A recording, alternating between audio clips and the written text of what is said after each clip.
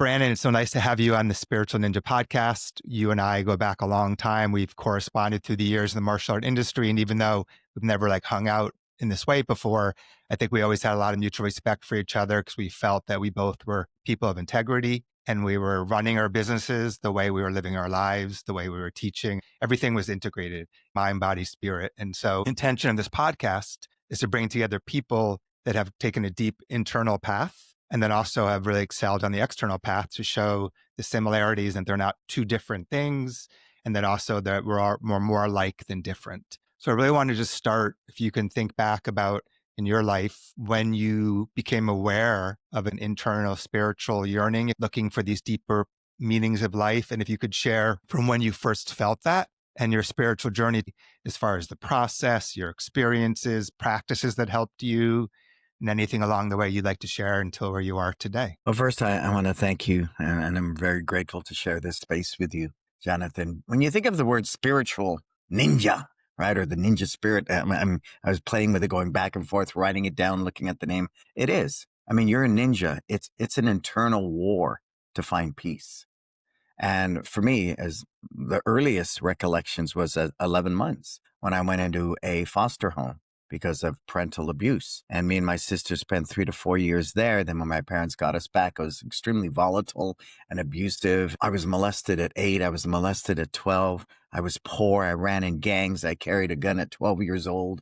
My brother was a coke dealer and I ran drugs for him at 16, 17. I had a kid at 16 years old. So all this survivalistic, and I'm going to say, for the lack of a better word, ghetto mentality, this impoverished thinking, this space I was living in, I saw there was only going to be several results: jails, institutions, or death, like they say in the 12-step programs. So the earliest recollections, even in the most traumatizing situations, I always, prayed to a God. And I didn't even know what that was. My grandmother was a major Catholic. She even had statues like in a church. She was from the Philippines, and this little Filipino lady had statues like in the church in her bedroom. So that was very scary because I didn't get that.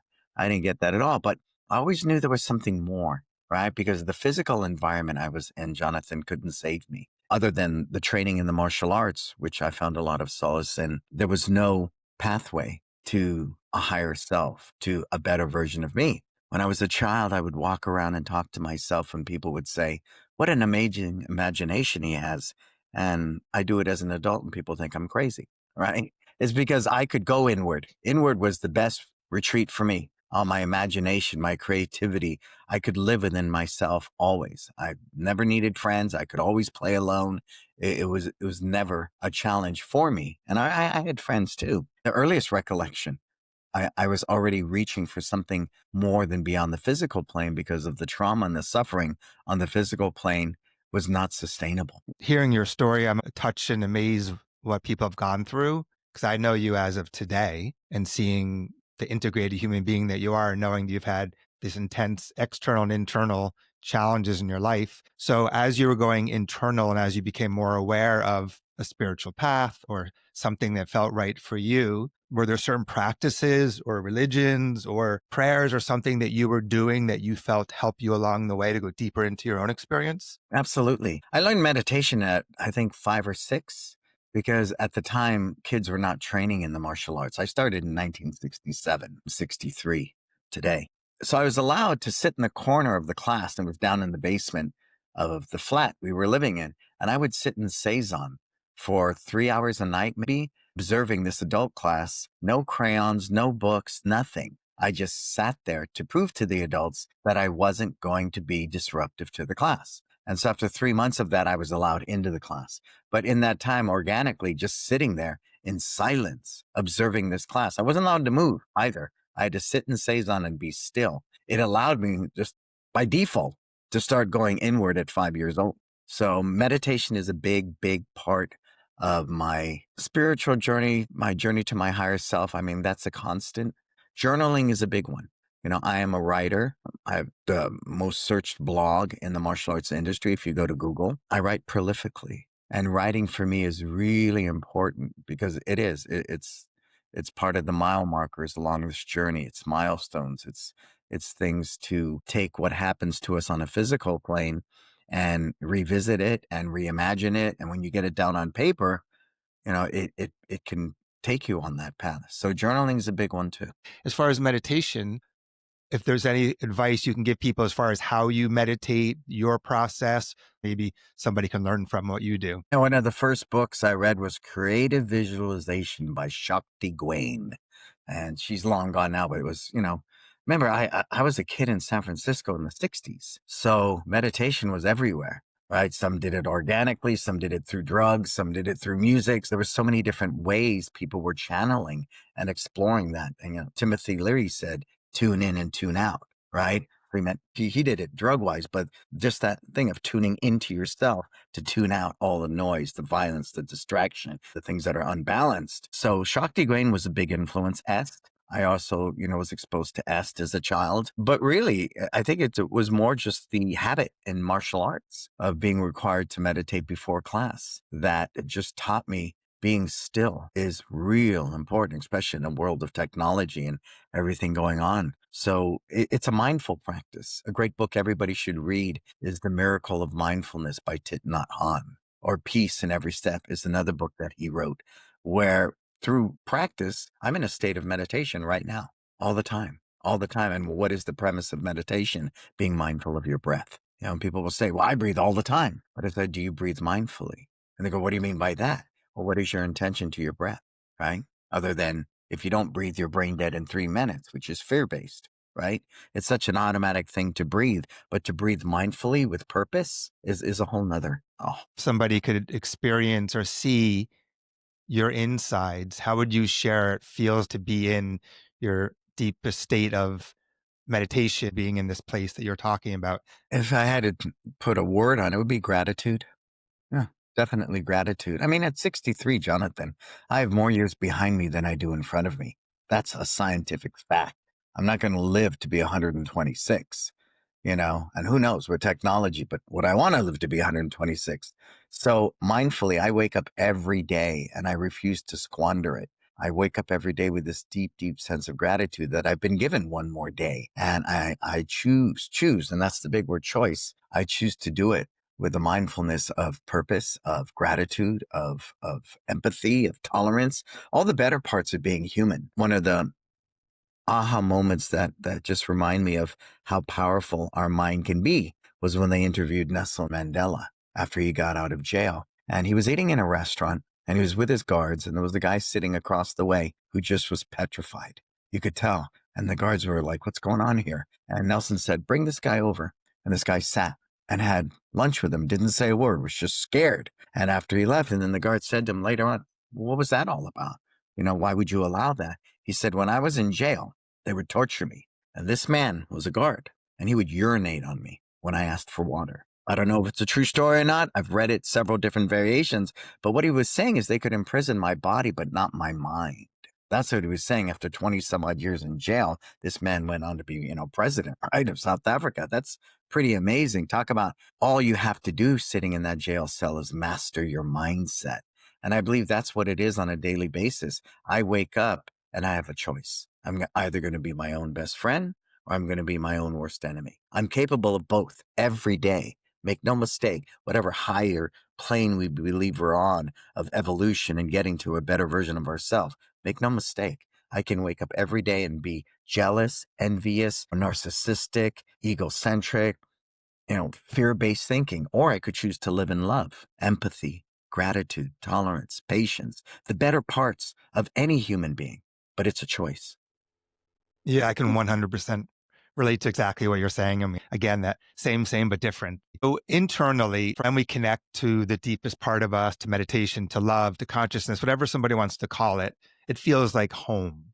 And then inside, there are other things like you just mentioned, whether it's fear, insecurity, jealousy, competition, whatever it may be, that seem to cloud that or blind that or pull us away. A very important part of my own process was at some point me really internally knowing how to take care of those and befriend them and manage them and parent myself internally to deal with those insecurities and fears and all those other things. I'm curious internally for you, Have you come to a place where you have a healthy relationship with those things? Or is it more like, hey, that's just not being my friend. I'm focusing on being my friend, or some of both? Well, I think it's the yin and the yang. One doesn't exist without the other. There's no black without white. There's no harder without soft. There's no being your best friend without recognizing you're your own worst enemy. I think they both exist equally. And there's that old Indian thing about the wolf, right? The red wolf and the black wolf, or the red dog, blue dog, right? Which one do I feed today? Make no mistake, I know it's there. And the only way to heal the things that ail me are with love. And for many years, I was shame based. I was ashamed I was molested. I was ashamed I was a womanizer as a result of it. I was ashamed that I lived from a scarcity mindset. I was ashamed that I suffered from self sabotage. And I would sabotage my success because at a deep heart level, I didn't believe I was worthy at all of success, because I was taught that as a child. It was ingrained in me. It was the habits, the conditioning that was fed to me. And what that really, I understood, the only way I'm going to heal those parts is by bringing them out into the light of day. And if you read my book, Live, Learn, Grow, I tell everybody, my wife gets bent out. So I'm like, how can we tell people things like that? Do you have to tell them that? I said, yes, I do. Because if I allow it to live inside me, it's shame based. It can distort and morph into something so not even what I imagine. And it's like you believe something. Here's a classic example, Jonathan. You believe something so true about somebody. You know it's the truth. It's the truth, only to find out you were totally wrong. That's an example of how your mind can play tricks on you. That's a prime example. So to spend time with the parts of me that were shame based was really important. And there's good shame and bad shame, right? Good shame is you should be ashamed if you sleep with your neighbor's wife, right? Bad shame. Oh, I'm embarrassed I was molested. No way. Absolutely not. So bringing it out into the light of day is important. But to do that, I need to embrace those parts of me with love. Like if you're a lazy person, well, how can I love that part of me? Well, you're really good at relaxing. How about that? Let's start there, right? But only through that love can you heal. Love heals all. I mean, nothing else can heal it. Nothing. So that's a delicate balance that I go through every day. So when you talk about that journey inward and I'm in that house inside of me, I know there's some closets that need to be cleaned out. If I don't get to that darn garage, I mean, there's just certain things. There's better parts of the house that you like to sit in, that you feel balanced and it's cool, right? I like this part of my house. And there's other parts of my house I have yet to get to. And I will. I will. And I've gotten to many of them. Some of them I open the door, declutter a little bit, then shut the door and then throw everything in the bag, like for the veterans, and put it out on the curb, right? I don't need this anymore. Put it in a big bag and put it out and donate it, right? Here, I'll donate these used clothes to you. Well, that's the conditioned thinking, right? Those used clothes, Jonathan, I don't need those thoughts anymore. They don't jurisdict who I am. But again, make no mistake, I know they're always there. And if I don't feed them, they lay dormant now. And that's really important. Let's just pretend that you woke up this morning and for whatever reason, a bunch of those closets opened up and were just screaming at you that this is who you are and everything else is BS and blah, blah, blah. What do you feel like would be your go-to, or how would you deal with that? I believe a system of checks and balances are necessary. And we've all woken up in a bad mood, right? That you're not responsible for that. It's what I do from that moment I wake up. And when I wake up, I instantly meditate. That's part of my morning ritual. Um, I pray. Prayer is very big for me. And then after that, by the time my feet hit the floor, I'm already in a state. Tony Robbins, different people talk about being in that state. I want to be in that state all the time, all the time. So there's this habits, there's systems in place, no different than my businesses. I run my businesses based upon systems. So I have the freedom to do what I want to do. So I think it's really important to honor our feelings, but to not feel like our feelings define us. If I'm sitting in traffic and someone cuts me off and flips me off, and all of a sudden I feel the adrenaline rush of anger, right? That's not me. That's me reacting to a situation. So it's the same thing when I wake up. If I wake up and one of those closets are open, if I find the need to journal, I'll journal. But most of the time I go to is just creating that state. So when I wake up, it's a certain habits and rituals that I go through to put me in that state. So if somebody had no spiritual path yet, or a younger person came to you and said, hey, Brandon, like I heard there's this internal path. I don't know where to begin. What would you recommend I do? Here's my analogy. A lot of time people will come to me very discontented and they go, I'm not there yet, right? I'm not there yet. You hear that a lot. I'm not there yet in my business, in my life, and I'm not there yet. And then I say, well, okay, come here, young Padawan. Let me Yoda you out. Stay with me right here. Where are we right now? Well, I guess we're here. Okay, let's walk over there. So we walk over to the there, and we're standing there. And I say, where are we now? Here. There you go. It's really about being present. And if you want to go on that spiritual journey, it's really about being present. And we've heard the metaphor, the present is called the present because it's a gift. And it is a gift, but it takes a lot of mindfulness to be fully present, integrated in this moment.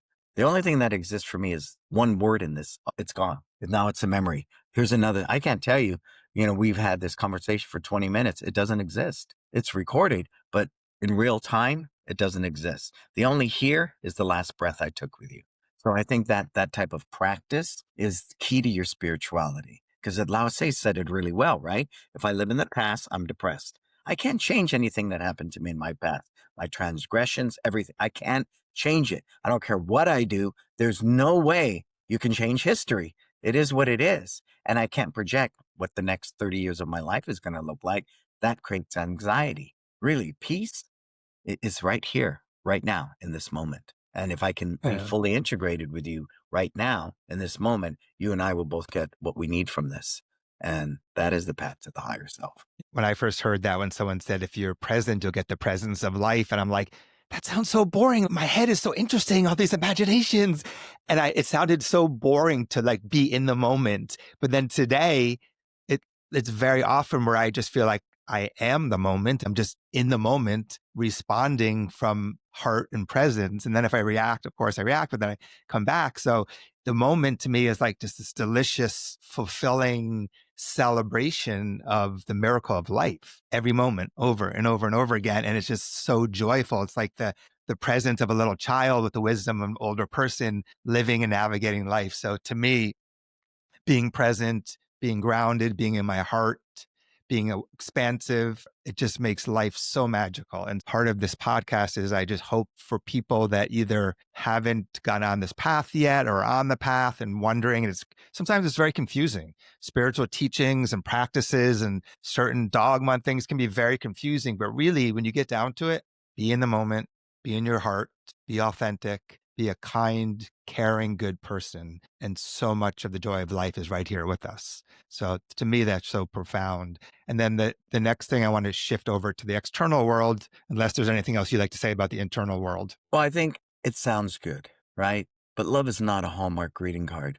Love is painful. Love is at its best, it's bliss, it's nirvana. At its worst, tears us down, right? To the most base level of thinking. And I think that's really important to understand because in the world of information, misinformation, and disinformation and social media, we paint this picture of what we believe love should be, whether it's the bachelorette or whatever, right? When really that internal journey, it's lonely. It's very lonely because nobody can walk it but you. I can't grab my wife's hand and say, come inside, like, come in this. It's me, myself, and I, in the words of the band De La Soul. And it's hard to pull back your own covers and you have no anchor. There's nothing to tether yourself to. When you're on that internal journey and it's you and you're looking at yourself going, man, I suck. And then you get past that because it's like death, right? We mourn. When you're trying to mourn this fixed old mindset that's been detrimental, debilitating, and has hurt you your whole life, and you're trying to get to that path to your higher self, you die every day because you have to strip away that fixed thinking, that mindset. So you have to be willing to die. And that's what happens in that journey to replenish yourself, to cleanse yourself. And most people don't want to do that because it can be very funky. It can be very dark. And I've had moments in my life. I once wrote, I was, because I would lie on the living room floor crying, healing when I was single. And I said, I'm so low that I have to hide in the grass to prevent the ants from peeing on me. I mean, that's how low you Yeah. got to be to get to that Yeah. high, the yin and the yang, right? Right. But it's like the yoga tree. When we meditate, we push our roots into the earth, right? To ground ourselves. We've heard that a million times. But then the branches go up past the stars, past the sky, past the clouds, into that bliss, that nirvana. And that's how you create heaven on earth. All that up there, you bring down here, right? But it's only through that meditative practice that people say, well, what's that yoga tree thing you always refer to? Look at it. It's the yin and the yang. It's the external and internal working together. in harmony to create a balanced human being. Right on. Like the three centers in Chinese martial arts and medicine, the roots, the heart, the expansiveness to me, that just makes so much logical sense, but also experiential. Of course. One thing I do want to say about the spiritual path, at least from my own perception and experiences, I mean, I went through so many internal challenges and struggles and fighting and dark nights of the soul and so many things. But at one point, I realized that it was all about letting go. It was like there was a false piece of clothes on me that no longer fit. And the pain was identifying with those clothes. But once I'm like, oh, these don't fit me anymore, then there was like, this fits. And then the next layer gets exposed and you're like, but no, that's my favorite pair of clothes. And then you're like, but wait, it doesn't fit or it's not the right season, whatever.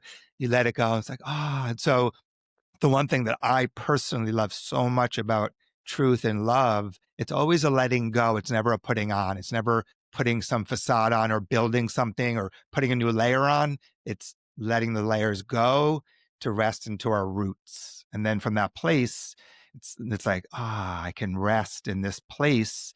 That it doesn't mean it's always comfortable because love is very courageous. So it may be like, wow, I have to say something to myself or someone else that's very uncomfortable, but I know it's the right thing. I know it's truthful and it's serving love, even though it makes me as a personality uncomfortable. So that's one thing I always encourage people of like, just keep letting go. And when you let go, you'll get to a deeper place in yourself. You don't have to build. Letting go requires you to go into space that's unknown. And that's what scares people. Even, I mean, the extreme, think of someone who stays in an abusive relationship, right? Why do you stay in that abusive relationship? I know exactly what to expect. They work Monday through Friday, get drunk on the weekend, beat me up on Sunday, and we start the cycle all again on Monday. I watched my mother do that for years. And because she was so afraid, right, to let go, because the fear of the unknown was greater than the fear of what she experienced every day, right? It's very painful, the unknown. I mean, it's really, really scary. But like Shrek said, I thought, when you're talking about those layers, he said that an ogre is like an onion.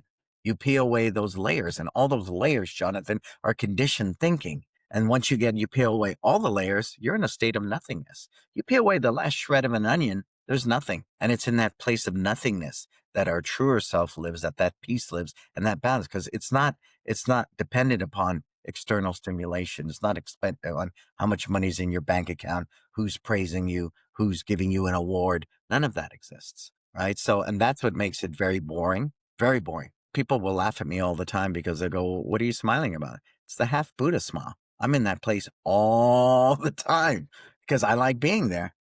Chaos is going around you, and someone will say, what are you laughing about? It's not even explainable. It's just where I'm at. And I think that's where we do our best work externally, is when we find that place internally. You said it earlier about the mind, body, and the spirit, right? Or the mind, body, and the heart. All three must be fed equally to create a balanced human being, right? If I feed my body, exercise, eat healthy, but I do nothing for my heart, I'm unbalanced. I take care of my mind, but I abuse my body, my heart, I'm unbalanced. So it's a constant feeding of all three equally to create three legs of a stool for me that I can build my life upon, right? That I can sit on with a sense of confidence, with a sense of support. Yeah, I'm my Right. own best cheerleader. My wife says it all the time. I don't need to compliment you. You're your own best cheerleader. I said, yes, I am. Yes, I am. But not in a narcissistic way. I think that's what people have, that huge misconception. And just let me complete this thought.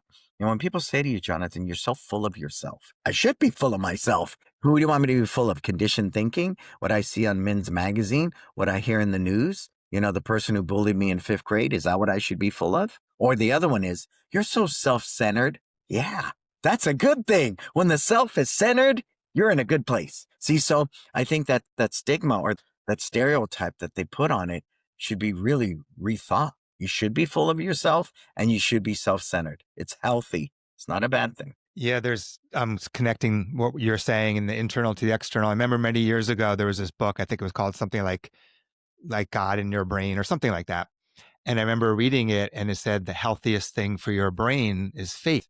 And whenever I hear something scientific, whatever it may be, I always ask why. What is that? I try to figure it out it myself. So when I go to this deep place inside of trust, of rest, of faith, there's complete letting go. And from that place, my deeper insights and wisdom and connectivity to myself and others and to the source of life, it all makes sense. And from that place, I find the most clarity and creativity to do my work. So, my question to you about the outside, for some people, which I imagine it's probably few, before they start their career, they're already in a very deep spiritual place to have a clear vision and path of what they're going to accomplish and how and when and all that. I think for many of us, I would imagine it's unfolding as we're growing. So, I'm curious in your career, which I know you've done extremely well in many different areas, if you're looking at the external world and becoming successful, not necessarily monetarily, but that's fine too, but more about achieving a high level of skill or achievement in what you do, can you share your path of how you apply the internal to the external? Well, instead of the path, let me just reflect on a moment. Jim Carrey said it so well. You should be as rich and as famous as I have been to understand that doesn't make you happy. But if he wasn't as rich and as famous as he was, he wouldn't have gotten on that spiritual path to recognize those things don't make you happy. Money is a vehicle. And I think I grow weary because I work with a lot of people in business. I grow weary when people think making a lot of money is evil, and it's not. I grew up with money is the root of all evil. What do you think? Money grows on trees? What do you think? I'm made of money? I mean, I wore my father's suit to my graduation. That's how monetarily poor we were. But I recognize that money is a vehicle, and I'm able to leverage money in such a way today that provides me with freedom. I'm not getting up and doing a 9 to 5. I wake up and meditate. A lot of people don't get that opportunity.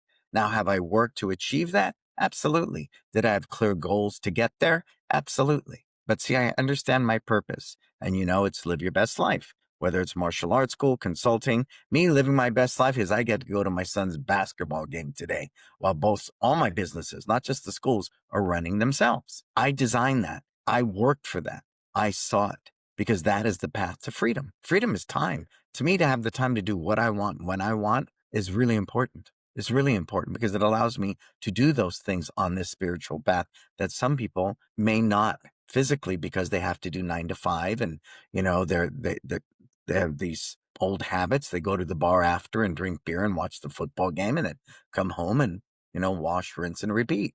That's okay too.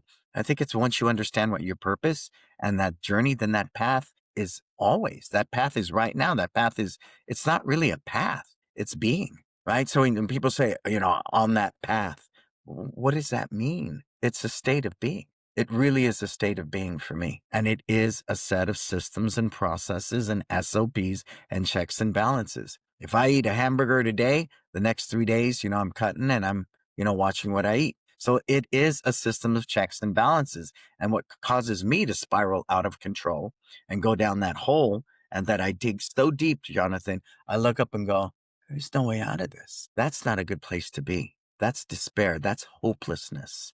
That's not a great place for anybody to live in. And the extreme of that is, somebody that decides this, I don't want to be here anymore. And they take their own life. So faith is the path. And what is faith? Believing in what you can't see. Now, I know people want to say, what do you pray to some imaginary God in the sky?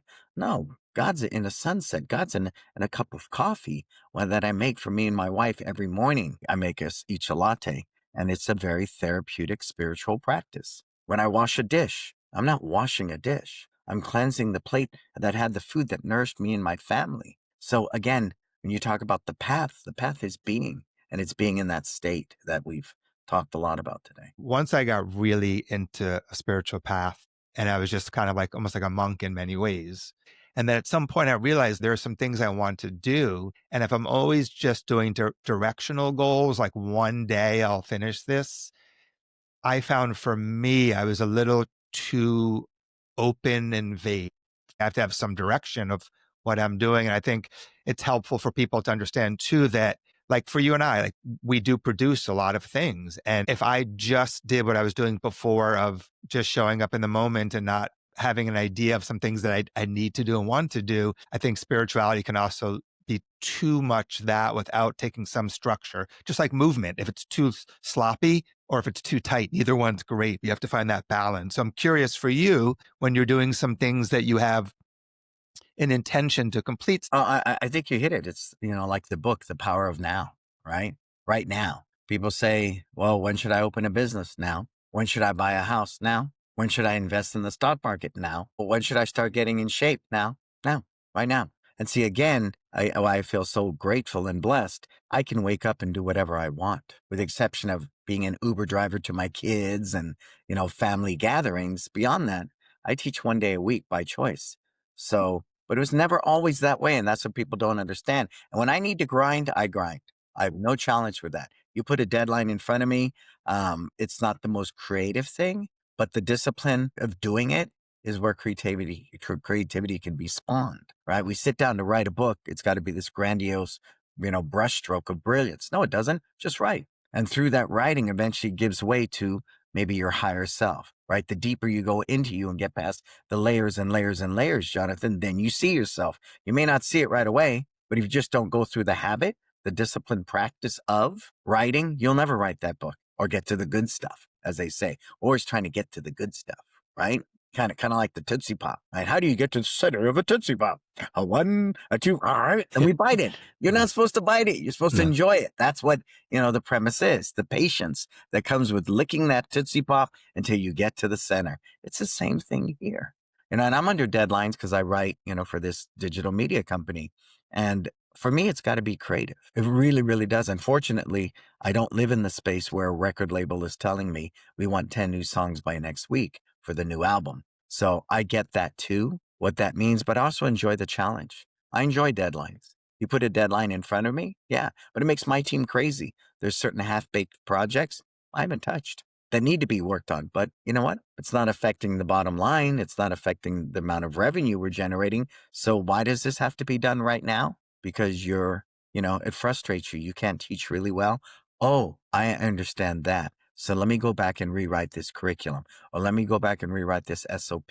That is motivating. But to guilt me out to do a project or something because you feel I should be meeting your deadline, that doesn't work. And so I think that's the challenge, why it probably stifles your creativity even more. Deadline, Jonathan, the book's got to be done by this date. The thing too, like, and we both are referring to that, you have to find a way to tap into your creativity, into the part of you that can do whatever you're doing better. And if there's a deadline, you still have to tap into that if you want to do it in a way that represents you well. Now is always the answer. We do have some input on what we're going to do with our now. So me speaking with you is a choice we have right now to be now, but I could be like now and looking out the window and not paying attention to you. So it's a choice to have our now be connected as opposed to distracted, whatever it may be. Well, I think that's a brilliant observation, the power of choice. Every spiritual practice will tell you have free will. That's the whole, wow, that's messed up, man. You want me to follow your teachings and doctrines and what's written in the good book, and then you're going to tell me after all that, like a cruel joke, but I have free will, right? And that's the great mystery. And that's why death, I think, is something I've never been afraid of. It's living that's always been challenging, for me. So I recognize, and it's truly about that. When you talk about faith, it's that believing. There's a lot of it that's not certain. It's just not certain. You hear all the stories about people dying and coming back or crossing over. And, I just saw someone posted they saw a medium and, they're able to talk to a past loved one. So it lets them know there's life after death. And I say it all the time. The human spirit is so much greater than the frailty of a human body, which can die a million different ways. Yeah, that's all good kumbaya stuff. But at the end of the day, Jonathan, nobody knows. Right on, right on. Until you die, you don't know. And you can't come back and tell everybody because you're dead. You're dead, right? But I do believe this is just one plane, one level of consciousness. It's a physical plane of consciousness. And when the body's done, the spirit goes on and it goes to another level of consciousness. And I truly believe that.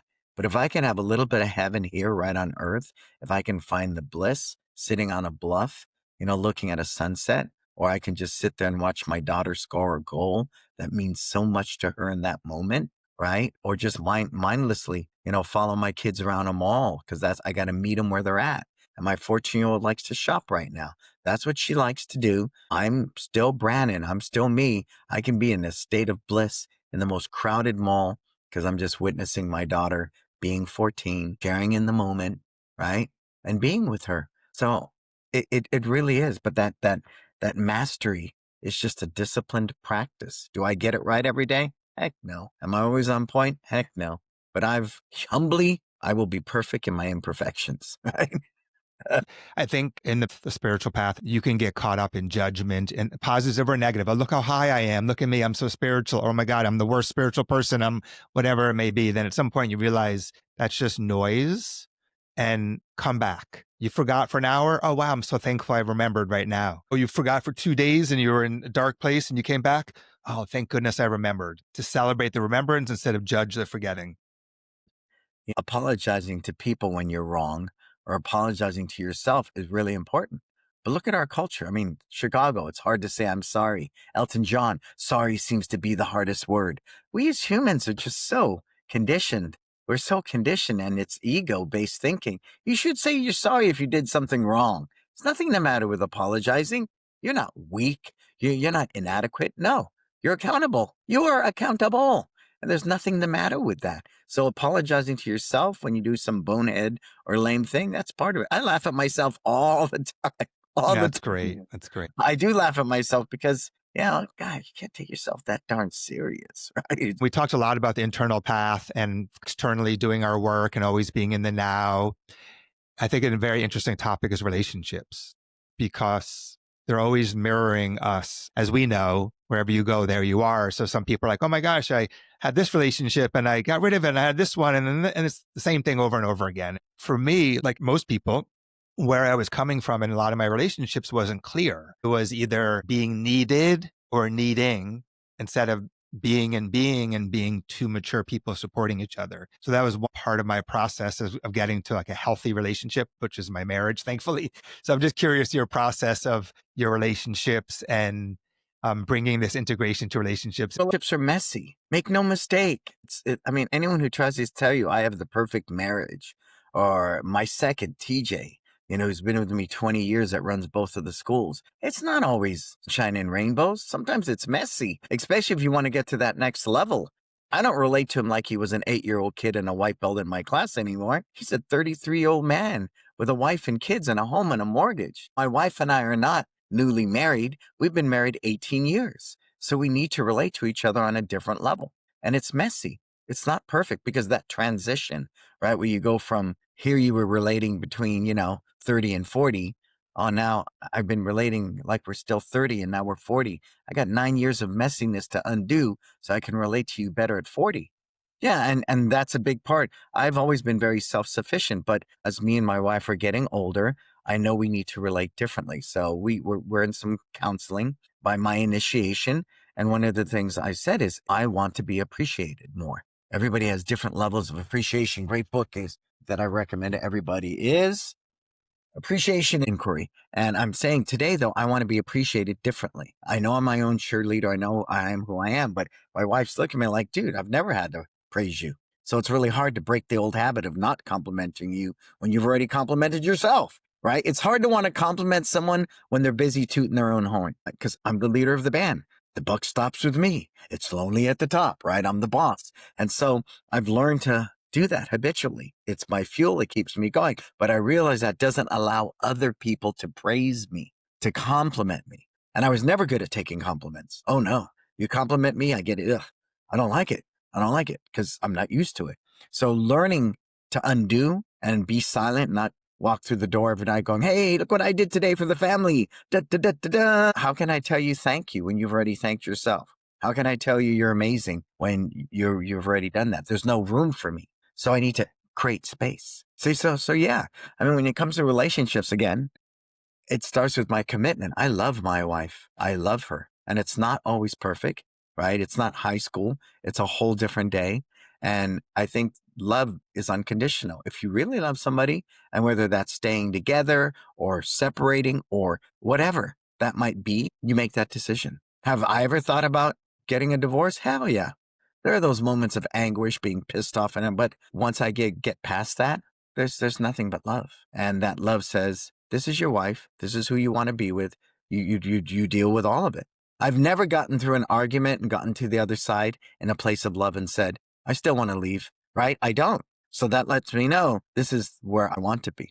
But that's, I think, the hardest part with relationships. We get so disappointed Jonathan, because we have these unrealistic expectations of somebody. Yeah, I think that's right on it. Going back to the internal part again with us of if we get to this place of deep rest and faith, then we should allow everyone else to be on their own path, whatever that is for them. And I know I still do this. I can be like, oh, I agree with that. And I also agree if what I'm thinking or feeling could help you, that it could. But that also is an error in the thinking because I don't know how or when or what is right for anyone. So really the best thing I could do is just be in the now, be present, be in my heart, be open, listen, be authentic, and hopefully the interaction will be supportive instead of me playing a role. And again, it's the systems. When I get home at night, I sit in the driveway for a minute. I used to do this when the kids were much younger too. And I would look, we had a big front window, Jonathan, and I would just sit there and look at my kids and wife playing or doing something. And, but I didn't connect that. That's why I put down the professor, the consultant, the martial artist. I got to leave it all in the car. And so there are actually times I would leave my computer and my phone in the car, everything. And I would go into the house. And I later on, when everybody's after baths and bedtime, then I would go get my computer and phone. So I think, again, it's a habit. Everything's a habit. And when I step out of that car, I'm not anybody but dad and a husband. That means I need to listen to my wife, not treat her like an employee and give her advice, not treat her like a client I'm consulting. My wife has a master's. She's a hell of a lot smarter than me, a hell of a lot smarter. I don't need to give my wife advice. Yet I would come home like that teacher. And when I catch myself doing it now, I just rewind and try to ground myself. I mean, I'm still learning. I'm a work in progress, but my love for her is unconditional. I love her forever. And so for that reason, I will go through the good with the bad, all of it. And it's not good some days. We know that. I mean, it's just not. But if you think the grass is greener on the other side, it's not. It's greener where you water it. I was cracking up like the other day, my wife and we both had a little reaction. And I was like, oh, I'm sorry that I reacted in this way. And later on, I saw her. I was like, are you okay? I'm okay if you want to apologize to me. Yeah. she just laughed. That wasn't what I was thinking, but okay.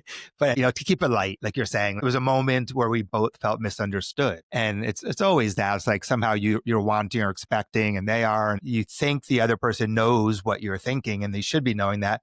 You're not actually logically thinking that, but you're acting as if they should know what's going on, and they don't, and vice versa. And so the relationships and everything, you keep flowing, you stay present, you learn, you grow, and you keep going if it's a healthy relationship and you want to stay in it.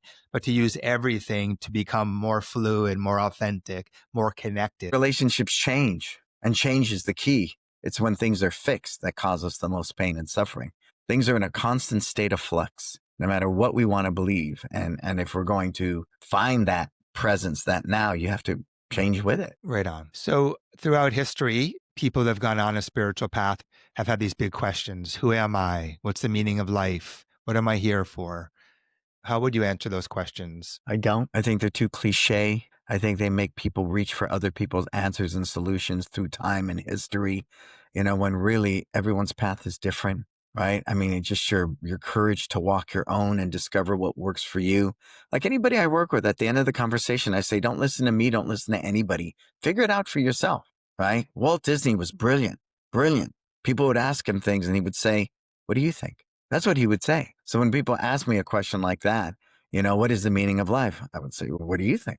Yeah, it's beautiful. And you said that, I was thinking of this martial art guy I know. And when he was showing the person to kind of put him to sleep with kind of like a massage type of thing.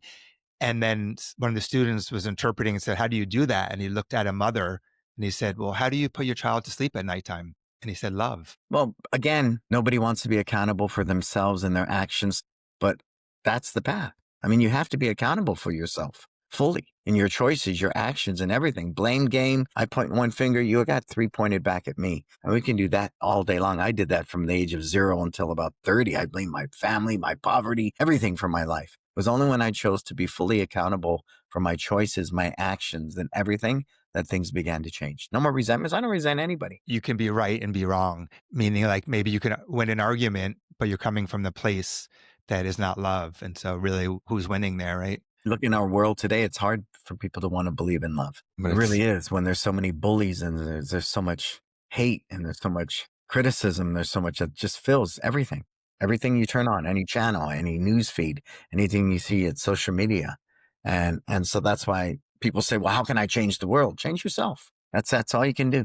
One thing that can really like hurt my heart is like seeing people fight about God and fight about like the miracle of life. If we just stop and really, how is any of this happening? How is whatever this is, this consciousness, this God, this divine spark, whatever it is, it's it's unbelievably magical what's going on. And to fight about that it's Bob or Frank or Harry or Sally or whoever is so far from, in my perspective, from the point of all of it. And so that to me is like, oh my God, like if God was a person and was sitting there like, why are you fighting about me? This is all about working together. And so that to me, I would just, I really hope that Well, people on any spiritual path and religion can have the openness to realize that everybody wants to be happy. Everybody wants to feel love. Everyone wants to have a family. I know there's differences to what I'm saying, but the essence is in the end of the day, we all want to be in a state of peace and love and connection. and just look at a newborn baby. If you take 50 kids born at the same time all over the world, they're exactly the same. They're in a state of bliss. There's no hate. There's no anger. There's no war. There's no greed. Baby is pure. And then conditioned thinking gets put on them and put on and put on them. And that's what shapes who they are, right? But that's not their truer self. Again, look at a baby. Right on. I saw So my for kids born, and when I looked at them, that's perfect. It's perfect within itself, right? But from the Bible and from many spiritual teachings, in the words of Whoopi Goldberg, he, with no poo-poo on his tennis shoes, be the first to walk on the white carpet. There's none of us. I have no room to judge anybody or point fingers. Uh-uh. I do not. I do not. So I choose not to. I'm no, it's waiting. right on, right on. If you were just looking at your life and how you're living and you wanted it to be a message, what message do you hope people are receiving from you by the way you're living your life? Absolutely.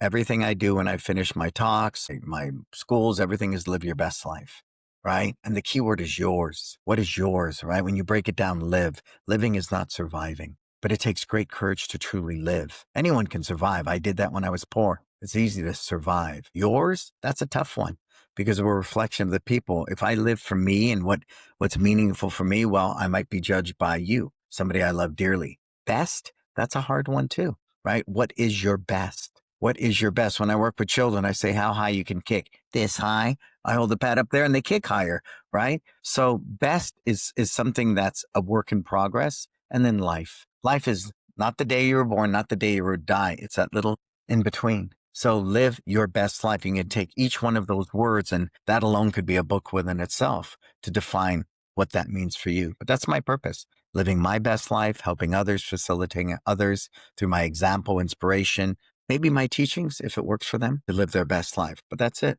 all day, every day. But do you have the courage to live your life? No excuses, without taking prisoners, without lying. Can you live your truth? That's not easy because there's someone ready to judge you, put you down, criticize you. I'm very mindful when it comes to social media, what I take in, and because you are what you take in. And it's very easy to go down the rabbit hole and scroll through a bunch of reels, and unconsciously you're taking in information that could be very detrimental to you, right? Again, not being so narrow in your thinking that you're missing out on all the wonderful miracles that are around you every day, that are placed in front of you by God. And because you're closed minded and only thinking one way, you're going to miss that. I'm like a little kid. I'm always going, why? Why is the sky blue? Why?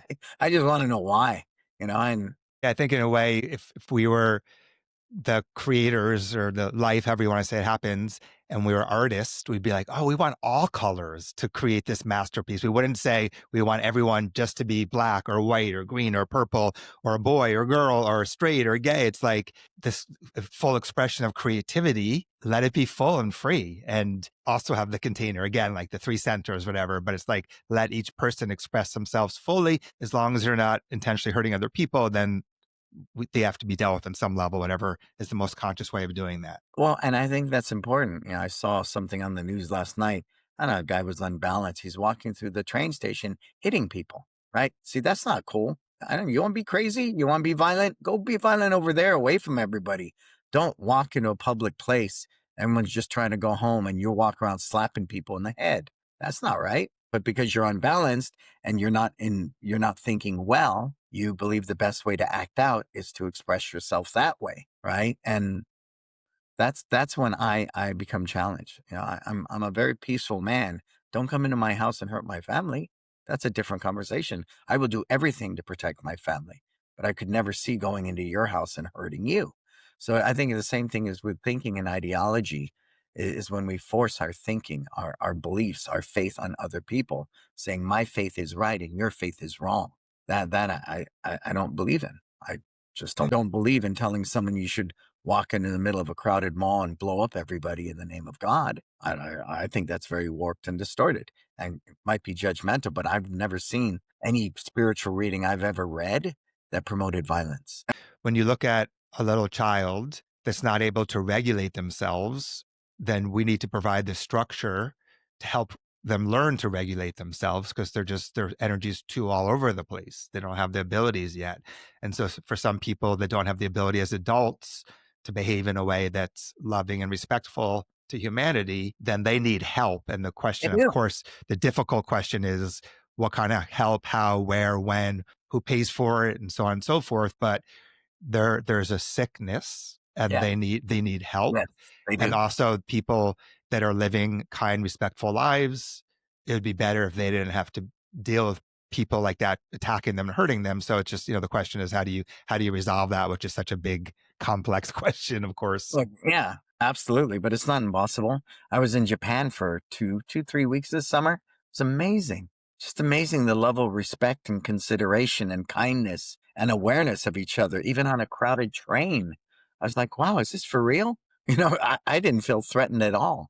And I'm in a foreign country I've never been in before. And my whole family, it was the first time I took them all out of the country. And they were like, wow, this is a trip.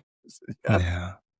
there you go. Yeah, there's an infrastructure of morality and goodness. Sometimes I look at America, even though it's an amazing country, of course, like a teenager in a way, and we're just sprinting and trying all these things. And then you start realizing, like, oh, we're throwing away some things that are really important, some Yep. fundamental things Yep. in pursuit of our goals, instead of realizing, no, we have to be very good people all the time as much as we can and do our work, right? And so, Teenagers. We know the bravado that comes with being a teenager and what America's several hundred years old, what, 275 or something. Japan's thousands of years old and 98% of them are Japanese. So generational awareness has been going on forever and ever. And, we'll get there too. What? You just get there by being here. Just be yeah. here. Well, one thing I really love about this podcast is that you and I have known each other for decades and we've had little messages here and there and correspondence, but to be able to have like a heart to heart, soul to soul to me is such a valuable use of Right? time. That's it. And I really appreciate, enjoy connecting with this level. And even just hearing your personal story, I mean, that's some heavy stuff as a child, and that you've been able to work with it to become a more beautiful human being and who's focusing on love and loving yourself and loving others. And you've obviously done a lot of work to do that. And that's very admirable. And you're walking from experience, not just saying words. I believe. Is there anything else you'd like to share? Sure. Why not? I believe the most important thing, as I share at the end of any time I do a podcast or a talk or a seminar, is that at the end of the day, take what you need and discard the rest. Bruce Lee said that so well. And if anything I've offered today can inspire you or motivate you to walk your own path, for the lack of a better word, of being here and that discovery, do so because you deserve it. You deserve it. And that's why I play it down and say, don't listen to me. Don't listen to anybody. Figure it out for yourself. I think the bigger question is, do you have that courage? Do you believe that you're worth the suffering? As we learn in Buddhism, suffering's a way of life. And through your suffering, it gives way to that bliss, to that higher self. But make no mistake, that path that, we all want of happiness, it's not perfect. And it's riddled with potholes. And those are death, suffering, shortcomings. We're going to be plagued with that. That's just life. It's unavoidable. And I believe often in a Western culture, we don't want to believe that. So what do? Watch our favorite soap opera and get lost. What do? Spend too much money. What do? Drink, do drugs. What do? We create this sense of being unbalanced because the real work, it's not easy. It is a lot of work. But is it worth it? I think so. It's definitely worth it at the end of the day. And it's one I'm going to continue to climb on the mountaintops and sing that song and advocate for to anybody and everybody that will listen to it. So thank you. Yeah, right on. I think too, when people are on the internal spiritual path or their journey of life and they're trying to figure out how to live and what to do, we all have insecurities, fears. I'm not good enough. I don't get it. I'm not experiencing love or God. It's not working. And I think it's important to know that beneath any insecurity, fear, self-doubt, there's something deeper in you that's always there, whatever you want to call it, love, God, consciousness, your magical spark. It's always been there. It'll always be there, and then there's a resting into it and not stopping at self-hatred or lack of worth or insecurity or fear. And even if the clouds are very dark, it's still there. And so don't think somehow something happened to you and you don't have it, because that's not truthful. That's just a false belief. So keep going, keep resting into who you are.